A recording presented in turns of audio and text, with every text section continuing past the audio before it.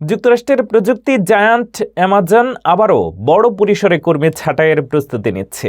আগামী সপ্তাহে দ্বিতীয় দফায় ছাঁটাই শুরু হতে পারে বলে জানিয়েছে সংশ্লিষ্ট সূত্র। এই দফায় AWS, খুচরা বিক্রয়, প্রাইম ভিডিও ও মানব সম্পদ বিভাগ প্রভাবিত হতে পারে। পরিকল্পনার অংশ হিসেবে মোট প্রায় 30,000 কর্পোরেট কর্মী ছাঁটাইয়ের লক্ষ্য রয়েছে।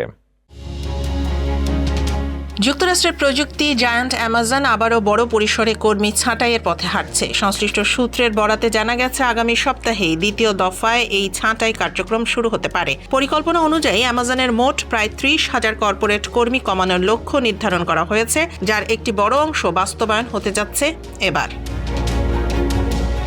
সূত্রগুলো জানিয়েছে, গত বছরের মতো এবারও ছাঁটাইয়ের সংখ্যা প্রায় একই হতে পারে। আগামী মঙ্গলবার থেকেই কর্মীদের জানানো শুরু হতে পারে বলে ধারণা করা হচ্ছে, যদিও এ বিষয়ে আনুষ্ঠানিকভাবে মন্তব্য করতে রাজি হয়নি অ্যামাজন কর্তৃপক্ষ।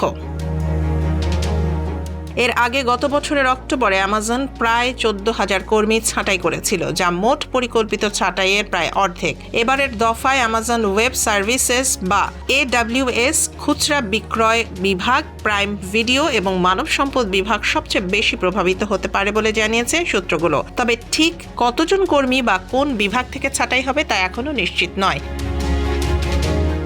অ্যামাজন জানিয়েছে, কৃত্রিম বুদ্ধিমত্তা ভিত্তিক প্রযুক্তির দ্রুত অগ্রগতি ও অভ্যন্তরীণ কাঠামো সরলীকরণের অংশ হিসেবেই এই সিদ্ধান্ত নেওয়া হয়েছে। প্রতিষ্ঠানটির CEO অ্যান্ডি জ্যাসি বলেন, অপ্রয়োজনীয় আমলাতান্ত্রিক স্তর কমিয়ে দক্ষতা বাড়ানোই মূল লক্ষ্য। উল্লেখ্য, এই পরিকল্পনা বাস্তবায়িত হলে এটি হবে অ্যামাজনের ইতিহাসের সবচেয়ে বড় কর্মী ছাঁটাই।